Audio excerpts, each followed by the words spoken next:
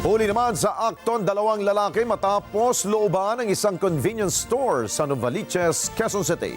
Inabutan pa sila ng mga pulis sa loob ng gusali. Naku, Mar Gabriel sa balita.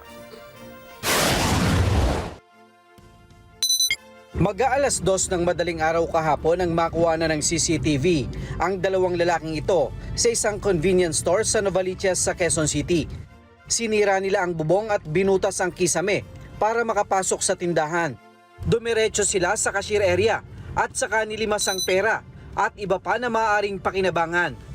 Pero ang hindi nila alam, pinanonood na sila ng management sa live feed video at agad tumawag sa istasyon ng pulis.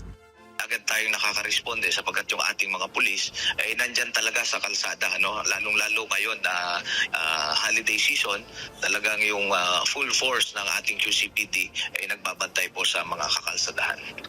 Inabutan pa ng mga pulis ang dalawang sospek sa loob mismo ng convenience store. Pag nanakaw, panloloob dito sa convenience store, kayo may karapatang manahimik. Ano mang sabihin niyo ay pwedeng gawing laban sa inyo. Nakilala ang mga ito na sina Renato Tugado at Carlo Tapang na parehong residente ng Barangay Gulod sa Novaliches.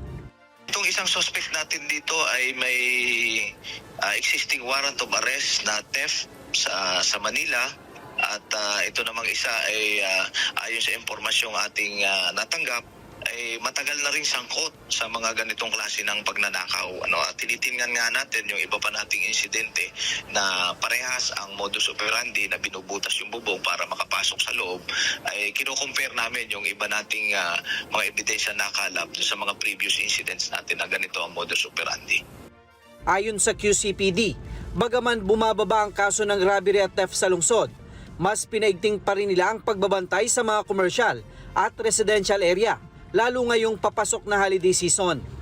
Ang panawagan natin sa ating mga kababayan, unang-una doon po sa mga may-ari ng mga commercial establishment ay palakasin po natin yung ating seguridad sa pamamagitan ng paglalagay ng mga CCTV cameras, paglalagay din ng mga gwardiya kung kayo ay may sufisyenteng pondo. Nakakulong na ang mga sospek sa QCPD Station 4 at nasampahan na rin ang kasong robbery. Mar Gabriel para sa Mata ng Agila. Matatag, matapang, matapat. Maraming salamat sa inyo pong pagsubaybay sa Mata ng Agila Primetime. Para malaman ang matatag, matapang at matapat na mga balita, i-follow lamang at mag-subscribe sa @net25tv.